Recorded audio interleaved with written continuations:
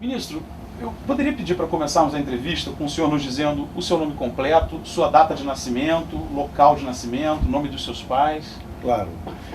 Bom, meu nome é Luiz Fux, eu costumo brincar e dizer Luiz com Z, Fux com X, porque é de origem latina. Eu nasci em 26 de abril de 1953. Eu sou filho de um imigrante romeno, meu pai chamava-se Mendelwolf Fux, depois ele se naturalizou brasileiro, e da minha mãe brasileira, Lucy Fux.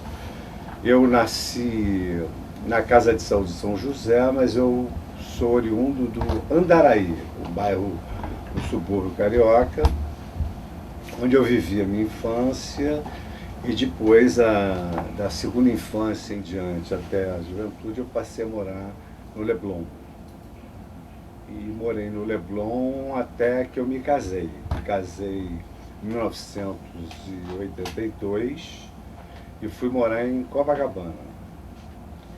Posteriormente, eu sou juiz de carreira. Eu fui promotor de justiça de 79 a 1982. Naquela oportunidade, o Ministério Público não tinha a eminência constitucional que hoje tem. A sua função não era tão expressiva quanto hoje o é. Eu atuei no Ministério Público tanto em comarcas do interior, onde eu tinha atribuição múltipla, civil, criminal, família. Fui curador de fundações na sede da Procuradoria da Justiça. Minha primeira comarca foi Trajano de Moraes, uma comarca bastante longínqua, mas eu conheci o interior absolutamente todo. E depois, em 1982, eu fiz concurso para a magistratura do Rio de Janeiro. Fui muito bem classificado, sou uma pessoa muito religiosa, de sorte que eu também atribuo a Deus o fato de eu ter tirado a primeira colocação em todos os concursos que eu fiz, e aí eu fiquei perto, em razão da colocação, fiquei em Niterói, Caxias, e vim logo para o Rio de Janeiro. Eu fiz uma carreira relativamente rápida. Eu, em 82, fiz o concurso, passei na primeira colocação para Niterói. Depois, já em 86, eu substituí aqui perto do Rio. Em 88, eu já estava na comarca da capital como titular da 9ª Vara Civil. Poucos anos depois, eu fui para o Tribunal de Alçada Civil, que era um tribunal que ainda era existente. E depois fui promovido para desembargador, bem novo ainda. Isso, vamos dizer, em mais ou menos 94, 96. Em 2001, eu me candidatei ao Superior Tribunal de Justiça e foi uma disputa bastante acirrada, foi interessante, porque o Superior Tribunal de Justiça ele tem uma vaga para juiz de carreira, então eu concorri na vaga de desembargadores. E eram 400 desembargadores do Brasil inteiro concorrendo, que é um pouco diferente da escolha para o Supremo Tribunal Federal. E aí então eu consegui ser indicado na lista tríplice e nomeado pelo professor e presidente Fernando Henrique Cardoso. Fiquei lá de 2011 até 2001, perdão, até 2012. Agora, em fevereiro de 2015, eu vou fazer 3 anos de nomeação para o Supremo Tribunal Federal. Em termos de vida, posso prosseguir? Claro, por favor. Em termos de vida, algumas coisas que eu gosto muito de destacar. Eu sempre entendi que há um paradoxo no Brasil de quem estuda em colégio público não chega à universidade pública. Isso nunca me pareceu uma coisa razoável. Mas eu tive uma boa sorte, eu estudei no Colégio Pedro II, que era um ótimo colégio na época, e do Pedro II eu consegui passar para a Universidade do Estado do Rio de Janeiro. Nesse interregno, meu pai, a minha família de origem judaica, eu estudei no colégio judaico durante um tempo pequeno. Depois eu estudei no colégio Pedro II, depois dali fui para o Hélio Alonso, do Hélio Alonso fui para a UERJ. Na minha origem, eu acho uma coisa interessante que talvez tenha forjado um pouco as minhas características como profissional. Eu sempre costumo dizer que eu sou oriundo de um lar muito solidário. porque a minha avó era presidente do lar de crianças desvalidas e o meu avô era presidente do lar dos velhos desvalidos. Então ali era uma casa em que caridade e solidariedade era uma constante ali. E até hoje o nosso estilo de vida é exatamente assim, inclusive meus filhos. Seus avós paternos ou maternos? Meus avós paternos, meus avós maternos eu não os conheci. Eles vieram com seu pai? Não. Os meus avós maternos eram aqui até brasileiros, mas eles já tinham morrido quando eu nasci. Os meus avós paternos, claro, já estavam aqui, mas na história da vida do meu pai, como ele era imigrante romeno, de origem judaica, ele veio para o Brasil exilado da perseguição nazista. Então ele primeiro veio com a mãe. 4 anos depois é que ele conheceu o pai, que o pai pôde sair para vir ao Brasil. Então essa anamnese, mais ou menos, ela revela um pouco daquela formação que eu tive, né? Uma formação com valores extremamente éticos e morais. Meu pai foi um dos profissionais mais éticos que eu já conheci até hoje. Ele era técnico em contabilidade e se formou em advogado já com os filhos crescidos. Eu tenho 2 irmãs, sou eu do meio, então é uma mais velha e uma irmã 10 anos mais nova. E aí ele se formou já com os filhos crescidos, era advogado estilo one man show. Abria a porta para o cliente, atendia o telefone, fechava o escritório para tomar cafezinho com o cliente, subia, redigia na máquina de escrever, tinha horror ao computador, que surgiu já, digamos assim, na metade da vida profissional dele. E onde se localizava o escritório do seu pai? Na Avenida 13 de Maio, no antigo Tabuleiro da Baiana. E eu comecei a trabalhar com 14 anos. Primeiro eu comecei no escritório de um amigo dele, que era técnico em contabilidade. Ele achava muito importante que eu começasse a trabalhar cedo, até porque ele trazia com ele aqueles valores da perseverança, do sofrimento. E ele achava que eu, digamos assim, poderia ser um jovem que me encantasse com a Zona Sul e vivesse daqueles prazeres e não me dedicasse ao trabalho, né? Então ele sempre foi muito exigente. Eu, graças a Deus, tive equipamento para responder às expectativas dele. E aí comecei a trabalhar muito cedo. Claro que naquela oportunidade, com 14 anos, a pessoa fica um pouco resignada.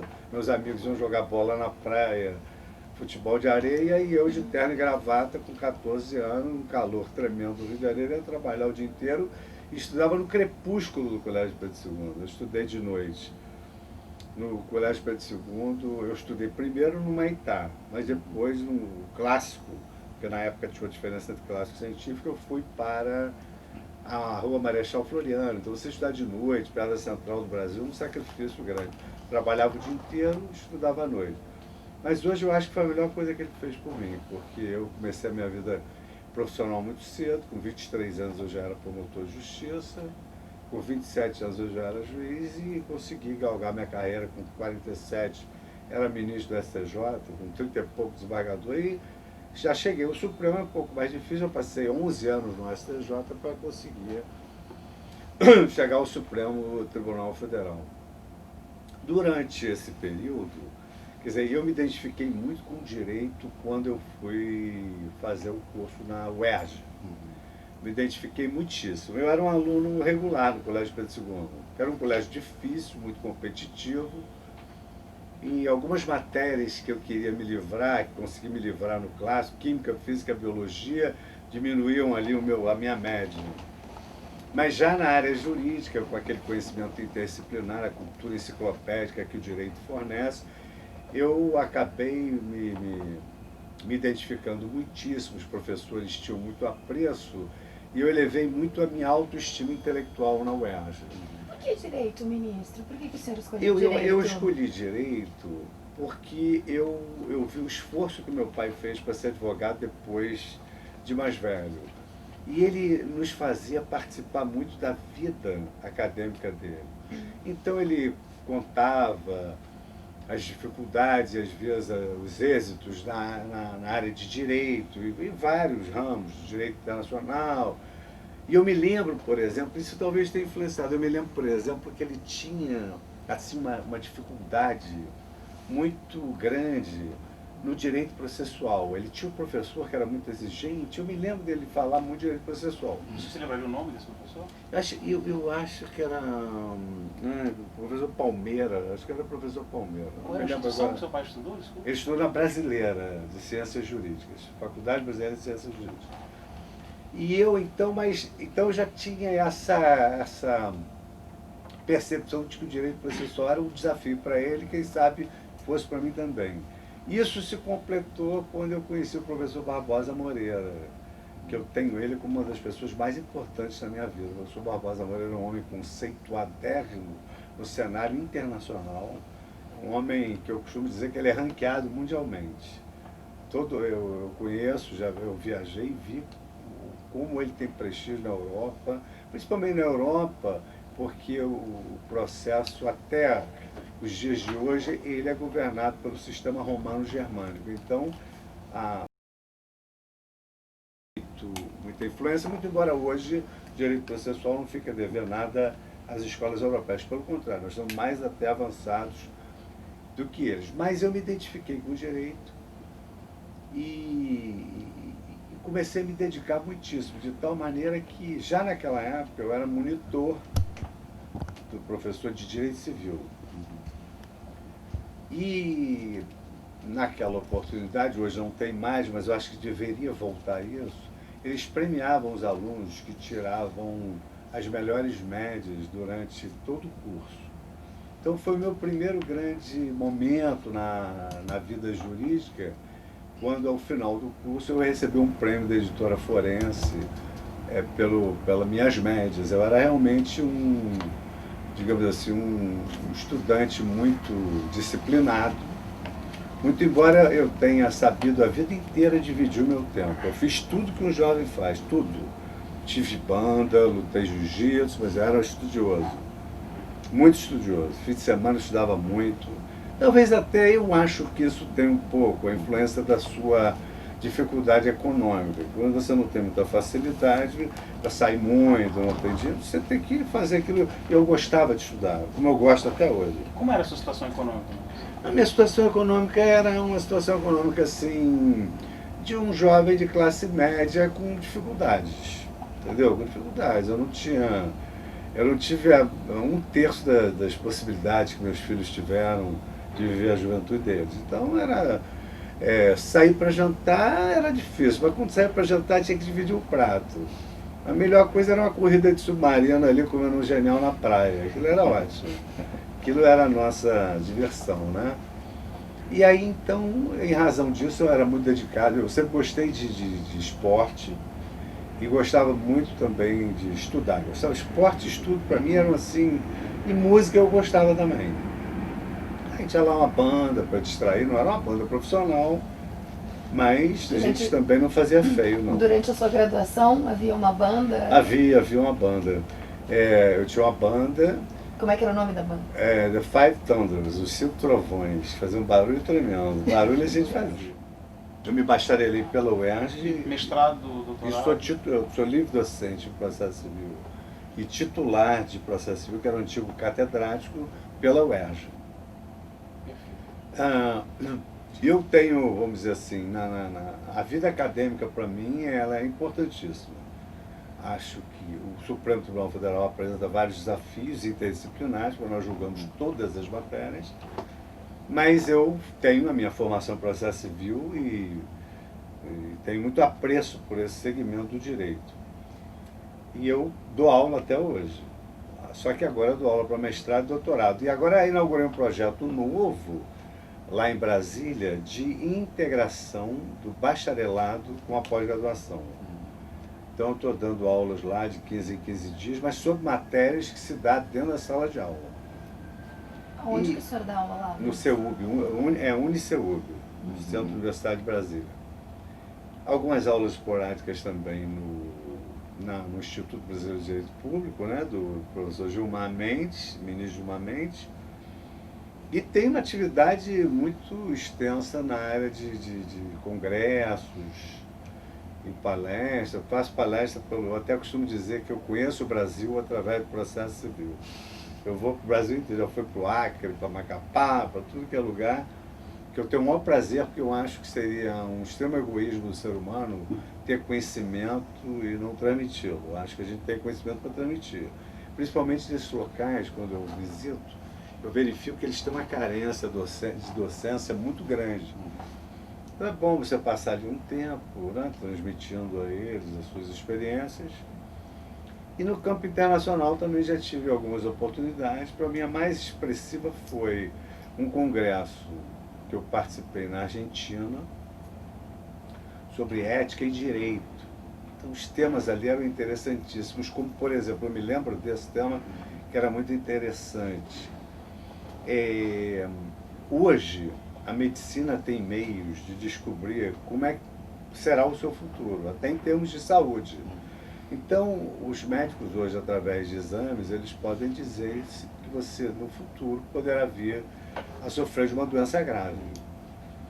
Então, a discussão justo-filosófica era a seguinte: até que ponto um médico, sabendo qual vai ser o seu futuro, ele tem o dever e pode ter o direito de dizer isso a uma pessoa que, eventualmente, pode, com isso, perder suas esperanças? Então, era um dever de veracidade que tinha que ser ponderado com direito à esperança, direito à vida. E eu tinha lido, na época, um livro do Prêmio Nobel de Medicina, professor Jeremy Grupan, sobre Anatomy of Hope, Anatomia da Esperança. Esse livro depois foi traduzido aqui para a Companhia das Letras. Eu li esse livro, inclusive eu tive uma oportunidade de fazer um resumo do que esse livro apresentava. Escrevi uma carta para um amigo meu que estava muito doente. Ele plastificou essa carta e guardava no bolso dele, porque eram mensagens de otimismo. E nesse livro, a essência desse livro dizia o seguinte: que a fé é o coração da cura. Ele era um médico que atuava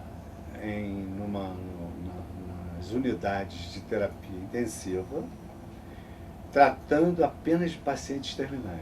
Então ele dizia que alguns pacientes terminais viveram 8 a 10 anos mais em razão da esperança na cura.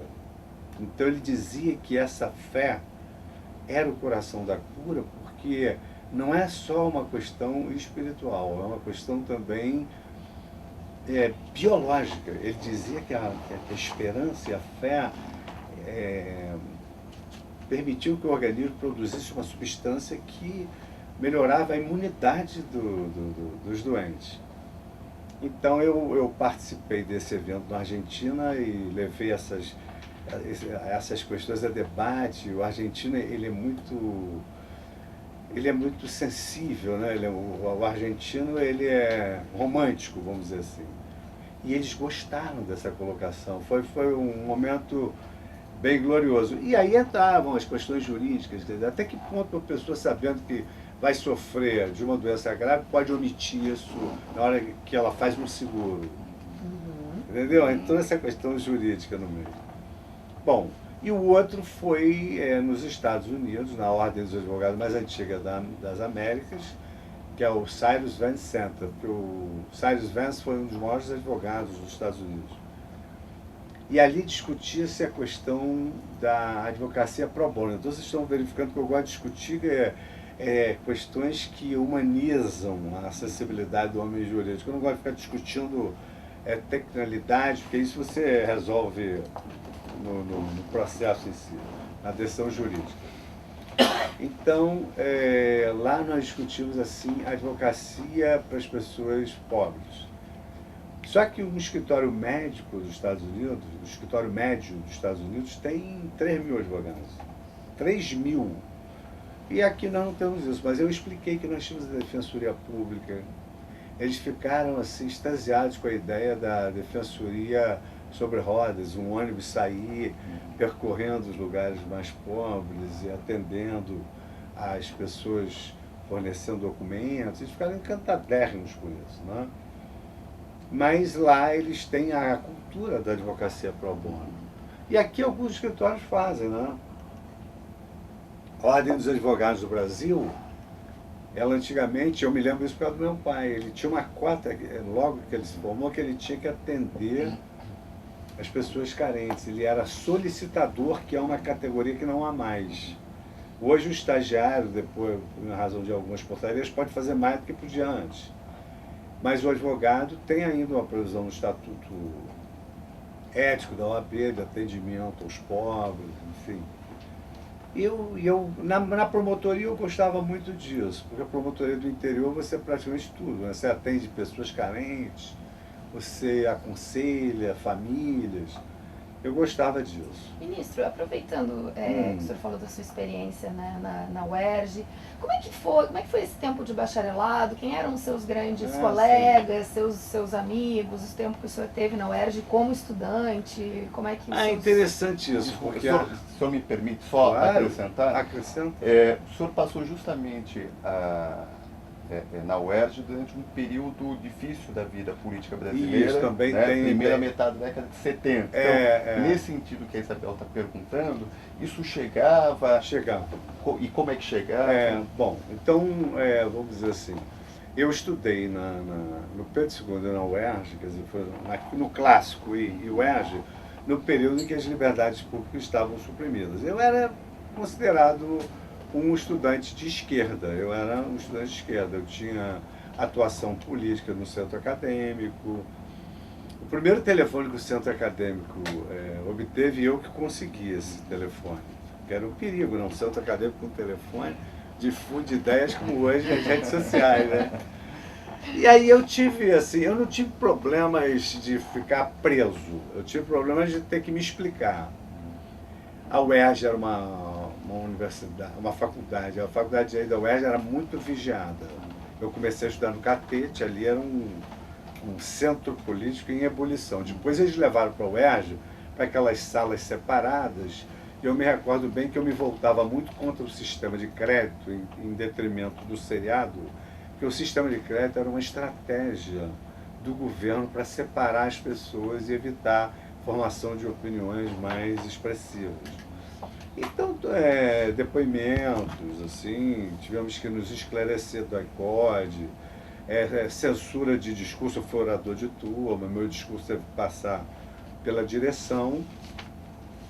E na UERJ, eu estudava no turno da noite, então era meio que Benjamin, porque na noite estudam as pessoas mais experientes, né? Mas eu tinha muitos amigos, assim, e o que eu me lembro, nós éramos muito festeiros, né? E os professores também eram. Então, por exemplo, Zé Carlos Barbosa Moreira adorava tomar chopp com a gente ali num barzinho da esquina. Isso ainda no Catete? No Catete, no Catete. E depois tinha que até hoje deve ter na Rua México, Westfália, a gente fazia muita festa ali. Nós íamos muita festa, íamos muita escola de samba junto, aos ensaios, a turma toda. Tinha esse veio musical. Tinha um amigo nosso que hoje ele é profissional, que é o Márcio Montarroios. Ele era filho de desembargadores, mas ele se dedicou à carreira artística. E por incrível que pareça, às vezes ele não gosta de dizer muito isso, porque revela a anciania da gente, mas o Barroso foi aluno da minha primeira turma. O Barroso e o Tepedino, eles foram alunos da minha primeira turma. Quando o senhor era professor? Quando eu comecei a dar aula em 77, já como instrutor, a primeira turma foi a do Barroso. Mas eu comecei também na PUC. Eu dava aula na PUC também. A PUC era de jesuítas, era uma faculdade, assim, muito boa também. Eles tinham, assim, aquela ideologia jesuítica, essa do Papa Francisco, né? E era muito politizada, muito politizada. Tanto quanto a UERJ. E quem foram seus grandes colegas durante a sua graduação, O que eu me lembro hoje, assim, quer dizer, eu me lembro, o Barroso foi meu contemporâneo, Tepedino, o meu contemporâneo. A professora Luísa Helena Barbosa, na área acadêmica, né? A Nádia, do Direito Internacional, foi minha aluna na PUC, Maria Celina Podan de Moraes foi minha aluna na PUC, e a coincidência mais feliz sou eu com o Barroso aqui, agora no Supremo. Eu era juiz do registro civil, casei o Barroso com a mulher dele. Eu casei o pai do Barroso. Aliás, foi engraçadíssimo, porque o pai do Barroso ficou viúvo. Eu conheci a mãe do Barroso. Inclusive, a mãe do Barroso era uma judia de origem espanhola, era uma mulher bem bonita. E ela é uma grande mãe. Tanto que agora o Barroso está resgatando um pouco o fato de ter nascido de um ventre judaico, que pelo judaísmo, filho de mãe judia é judeu. É o seu caso, ministro? É o meu caso, Aí, eu me lembro que o Barroso casou, depois separou, eu fiz o segundo casamento dele, porque eu era juiz de direito, podia ser designado para fazer casamento. Então eu casei vários alunos, porque havia muitos casamentos que eles chamam de mistos, né? Pessoas de religiões diferentes. Então eu casei vários alunos. Agora, os alunos pediam para eu casar, eu casava. Aí casavam no Le Buffet, casavam no salão de festa. Aí eu ponho aquela capa. Eu me lembro que eu gostava muito do poema de Dom Marcos Barbosa, Cântico de Núpcias, que é lindíssimo. E aí eu declamava o Cântico de Núpcias, muito emocionado, enfim. Você faria um trechinho para nós? Tem. Faria um trechinho para nós? Eu me lembro. Ele dizia mais ou menos assim: nossos caminhos são agora um só caminho, nossas almas uma só alma. Os mesmos pássaros cantarão para nós, os mesmos anjos desdobrarão sobre nós suas invisíveis asas. Temos agora por espelho os nossos olhos. O teu riso dirá minha alegria, o teu pranto a minha tristeza. E seremos depois em cada filho uma só carne e um só coração. O teu gesto será o meu gesto, os teus traços os meus traços. E iremos descobrindo exatamente desses filhos que crescem. E lá pelo final do Cântico de Núpcias ele dizia que eu não tenha outro alimento que o teu sorriso, outro amparo que o teu peito e a sua mão. E quando eu fechar os olhos para a grande noite, que sejam tuas as mãos que hão de cerrá-los, para quando os abrir para a visão de Deus, possa contemplar-te como caminho que me levou dia após dia à fonte de todo amor. E aí já não precisarás falar para que eu te escute, já não precisarei estender a mão para que te alcance. Aí chorava todo mundo, inclusive eu. Isso era muito romântico, então. Mas aí eu tinha uma felicidade de fazer esse casamento. Eu casei o Barroso com a Luciana e ele me pediu para casar o pai dele. E foi muito engraçado, porque eu perguntei: que horas é o casamento, Barroso? Ele falou assim: 7h30, 8 horas da noite. Onde vai ser? Num clube em cima lá eu acho que era não sei se era na Vida Central ou um restaurante giratório. Eu me lembro que era um lugar no último andar. Eu falei: Barroso, casamento vai chegar na hora, os noivos ficam ansiosos. Não, eu tenho uma audiência em Búzios, vou te pegar. 7 horas, 7h30, 8 horas, 8h30, 9, 10. Chegamos no casamento, Barroso me pegou 10 horas da noite em casa, chegamos no casamento 11 horas da noite. Já estava todo mundo, tinha participado da festa, tinha gente altamente tocada, de tal maneira que cada palavra que eu falava, que era palavra solene, o pessoal: muito bem! Eu estava dando apoio ali para o casamento, né? Eu sempre lembro isso a ele. Então esse foi um lado interessante da minha vida na convivência. Mais ou menos que ano foi isso do casamento? Meu Deus, deixa eu ver, eu não tenho ideia, mas 88, por aí, 86, 88. Que foi a época que o pai dele casou, e depois ele casou, e eu casei o Tepedino também com a segunda mulher. Casei o Tepedino, com a Luciana, e o Barroso com a Tereza. Aliás, aconteceu um fato interessante que eu recentemente fui proferir uma palestra no Instituto Brasileiro de Direito Civil, e um dos temas da discussão, não o meu era a influência dos direitos fundamentais nas relações jurídicas de direito privado. Mas um dos temas era exatamente a união afetiva, os novos paradigmas do direito civil. E aí eu, no início da apresentação, eu falei assim: na UERJ nós tínhamos um tripé, Fux, Tepedino e Barroso. Porque depois de logo começar a dar aula, nós, digamos assim, conseguimos manter a tradição da aula mais antiga, né? O UERJ tem professores magníficos: Barbosa Moreira, Herbert Chamum, Simão Benjó, Jacó Dollinger, Flávio Bornovelli, era um dos professores mais consagrados aqui, pelo menos no Rio de Janeiro. Então nós conseguimos manter aquilo. Aí eu nessa apresentação, para agradar, para falar do nosso passado, eu falei assim, eu inclusive tive a oportunidade de casar o Barroso e o Tempedino. Aí ficou parecendo que eu casei os dois. Uma brincadeira, o pessoal riu, Roberto. Não, Barroso com a Tereza e o Tempedino com a Luciana. Né? O senhor falou da diferença da aula antiga e da aula nova. Como é que era? Como é que é isso de dar aula com os professores antigos, senhor? Não, por exemplo, os professores antigos eles tinham muita densidade, mas as aulas eram assim, eram verdadeiros monólogos, né? Só eles é que falavam e a gente copiava. O mais didático de todos, no qual eu me espelhei, foi o professor Barbosa Moreira. Aulas assim, insuperáveis. Então, por exemplo, no meu hábito acadêmico, eu costumo sumariar o que eu vou falar. E eu mesmo me forço a gravar aquilo, a gravar o sumário.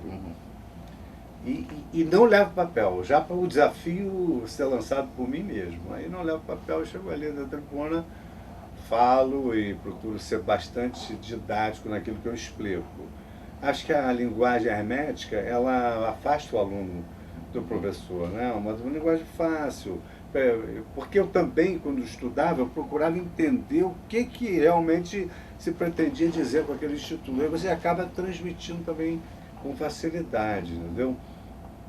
E hoje, por exemplo, eu acho importante que na atividade do ensino, você saber a razão de ser dos institutos, para poder você explicar por que nós chegamos a esse ponto. Quer dizer, a Constituição, ela no início era o ideário de uma nação, ela tratava das relações do poder público com o particular, consagrava alguns direitos fundamentais, mas não ia mais longe que isso.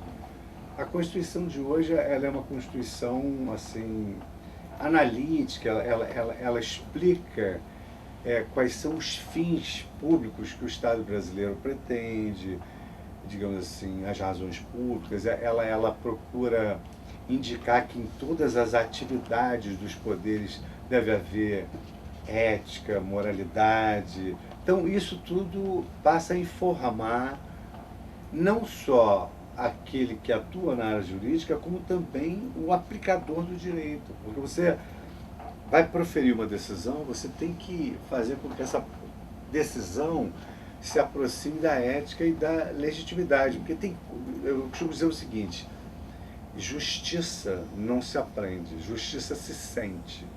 Você sabe o que é justo e o que não é justo.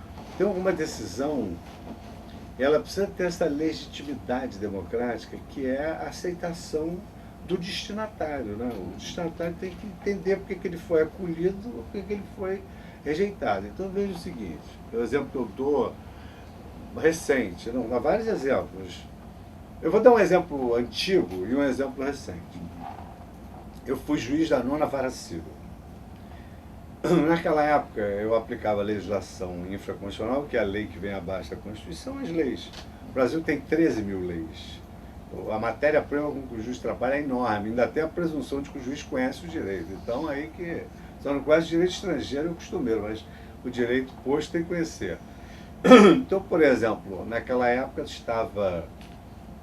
Eu me recordo que havia, sim, uma grande demanda imobiliária por locações. E a lei consagrava a denúncia vazia, ou seja, o locador podia chegar para o locatário e dizer, não quero mais. E colocava o locatário na rua. E eu me lembro que um casalzinho de velhos que morava na Central do Brasil, eles foram despejados. O oficial de justiça chegou lá e falou assim, olha, o locador não quer mais. Esse casal de idosos, então, abriu o gás e eles morreram. Eles se mataram diante do desespero de não ter para onde ir. Aí aquilo me chocou muito. Achei que o juiz que decretou aquele despejo podia ter o cuidado de ouvir as pessoas. Eu tinha participado de um encontro... Eu estou falando muito aí? Não. Eu tinha participado de um encontro na casa do cardeal Dom Eugênio Salles sobre a questão pastoral da terra. E aí lá, a metade da plateia era de favelados e a metade de juízes. E os favelados eram bem preparados na União Soviética, na Venezuela, os líderes, né, da favela. Então, basicamente, o que se discutia ali é o seguinte: o juiz não pode mandar desocupar um imóvel sem saber se não tem por detrás dali uma família. Porque se a justiça visa evitar problemas sociais, ela não pode criar um problema social maior do que o que ela quer evitar, né? E eu tinha o hábito de ouvir as pessoas. Eu não ouvia o cidadão, o jurisdicionado, só no dia da audiência. Eu ouvia antes. Eu usava um artigo do Código que dizia que o juiz pode determinar o comparecimento das pessoas a qualquer momento. Aí eu usava esse artigo. Então, eu me lembro que uma vez eu convoquei as partes num processo de locações depois dessa morte trágica desse casal. Denúncia vazia, você só prova se era verdade ou mentira depois que o inquilino foi para a rua. E havia na lei uma previsão de que o locador podia pedir o imóvel para uso próprio. E era muito difícil para o inquilino provar que não era uso próprio, porque ele, digamos assim, não tinha como provar antecipadamente: olha, não vai usar. Você vai provar que ele não vai usar. Mas aí eu procurava convocar as pessoas. Aí convoquei. E aí o locador volta no privado: não, eu quero retomar um imóvel porque eu tenho uma coleção de carros e eu tenho um Volkswagen e eu quero demolir aquilo para fazer uma grande garagem. Eu sou proprietário, posso retomar para uso próprio. Eu achei que a lei se aplicava tendo em vista os fins sociais a que ela se destinava, e que aquilo era um absurdo, você desalijar uma família para guardar um Volkswagen. Né? Tem até mau gosto para guardar o Volkswagen, deixa apodrecer, né? Aquele Volkswagen antigo, que não tinha mais valor nenhum. Aí eu indeferi o pedido. Então isso foi, digamos assim, a aplicação humanizada da lei naquela época. Segundo exemplo, já agora sob a égide da nova Constituição. Um dos fundamentos da República Federativa do Brasil é a proteção da dignidade humana. A Constituição Federal promete uma sociedade justa, solidária, que tem como um dos fundamentos a dignidade da pessoa humana. Então eu me defrontei com um caso em que um delegado moveu uma ação contra a União porque ele salvara a vida de um preso que tentara se matar com um copo, cortando os pulsos. E esse delegado, ao tentar salvar ele na delegacia ainda, ele se contaminou com o sangue do preso e contraiu hepatite C. Então ele tinha que gastar muito dinheiro com os remédios. Ele falou: para salvar a vida ali, eu acabei me sacrificando, porque o que eu gasto de remédio, minha vida econômico-financeira, meu padrão caiu muitíssimo. E ele ingressou em juízo para isso, para tentar o restabelecimento. Esse homem peregrinou 10 anos, perdeu tudo, porque entendia-se que ele não era juridicamente necessitado, não era juridicamente miserável, porque ele não estava enquadrado naqueles padrões da lei da gratuidade. E eu fui o relator do caso e eu entendi que, sob o ângulo da dignidade da pessoa humana, não era lícito você abandonar uma pessoa que salvara a vida alheia. Não era lícito você relegar a vida dele ao desalento enquanto ele salvar a vida alheia. Então eu fui acompanhado à unanimidade, ele venceu a causa, transitou julgado e ele foi, então, a União foi obrigada a restabelecer as condições econômicas e financeiras dele. Então no TJRJ, no STJ? No STJ. O despejo foi na nona vara e esse no STJ. Era um delegado de polícia.